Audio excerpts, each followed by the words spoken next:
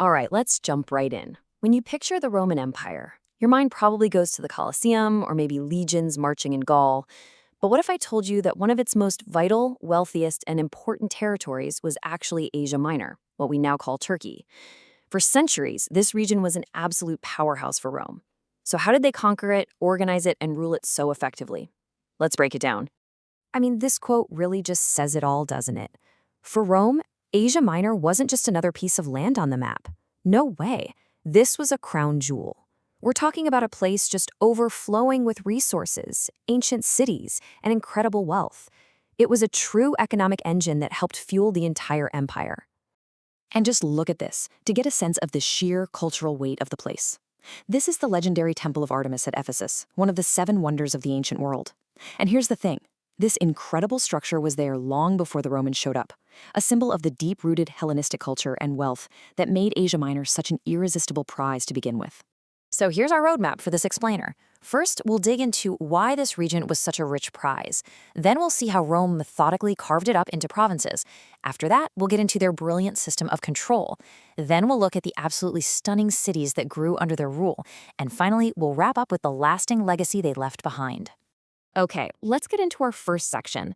We're talking Rome's richest prize, and really understanding why this specific chunk of land was so ridiculously important to them. The thing to understand here is that Asia Minor was the whole package. Strategically, it was the literal crossroads of the ancient world, connecting Europe and Asia. Economically, it was a food-producing machine, pumping out grain, wine, and olive oil. It was also packed with natural resources like marble, timber, and all sorts of minerals. On top of that, it was home to some of the oldest and most respected Greek cities. And all of this, it all added up to one absolutely critical thing, a massive fire hose of tax money pouring straight into the imperial treasury. So knowing it was valuable is one thing. But actually taking control and organizing it, that's a whole different ballgame. This brings us right to our next section, forging the provinces, where we'll see how Rome literally redrew the map to suit its own power.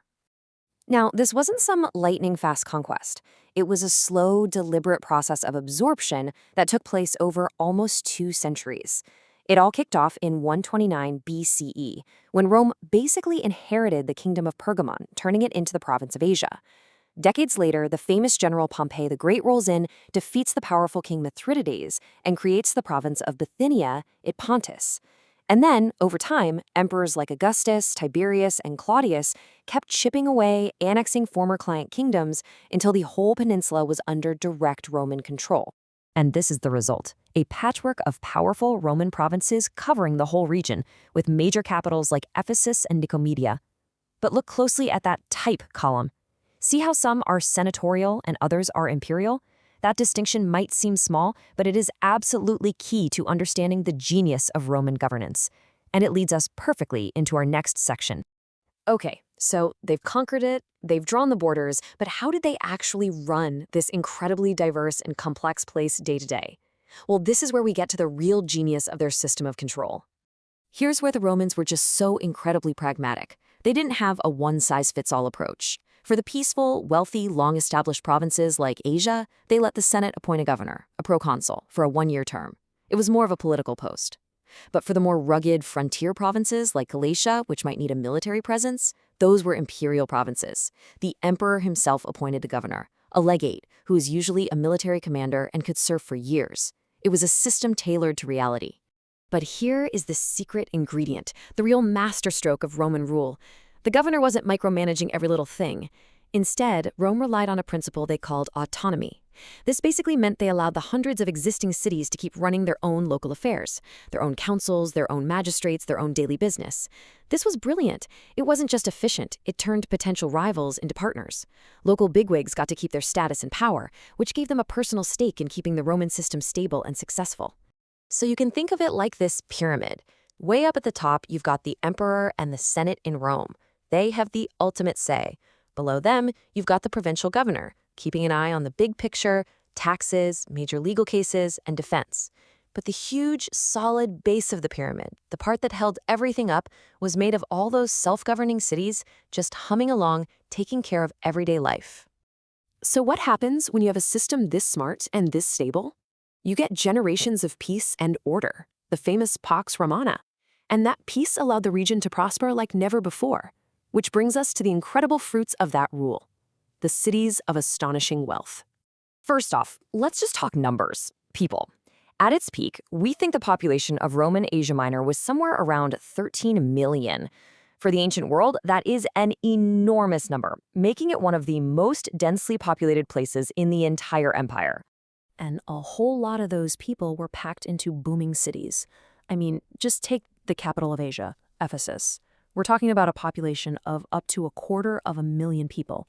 This was an absolute metropolis, right up there with Alexandria and Antioch as one of the biggest cities in the Roman world. And Ephesus wasn't an outlier. You had other heavy hitters like Smyrna, a major port. You had Pergamon, which was famous for its incredible altar of Zeus and a world-class medical center. Then there was Tarsus down in the south. These cities were rich, they were cultured, and they built spectacular monuments like the Library of Celsus, all funded by the immense prosperity that Roman rule brought with it. Of course, nothing lasts forever. The Roman Empire changed, and its government in Asia Minor had to change with it. This brings us to our final section, where we'll look at how this system evolved and the deep, enduring legacy it left on the world. So fast forward to the late 3rd century. The empire is facing some serious crises. The emperor Diocletian steps in and decides a massive reorganization is in order. For Asia Minor, he takes those original big provinces and, well, he slices and dices them. He breaks them up into more than a dozen smaller, easier-to-manage units, which he then groups into new administrative superregions called dioceses. The goal was more control and a more responsive government. And to put all of this in a modern perspective, this comparison is just fantastic. Roman Asia Minor had about 13 million people spread across 6 or 7 huge provinces.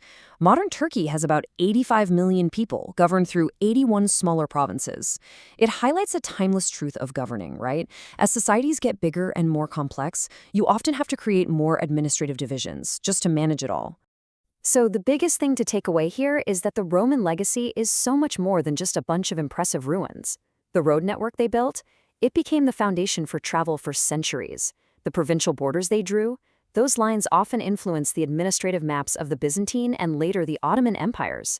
And crucially, this was the very land where early Christian doctrine was hammered out in famous councils in cities like Nicaea.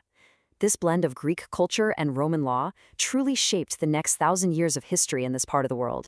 Which leaves us with one final, big question to chew on.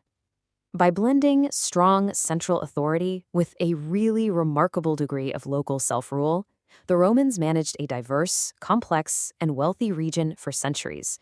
It really makes you think, what can that model teach us about how we govern our own complex, multicultural societies today?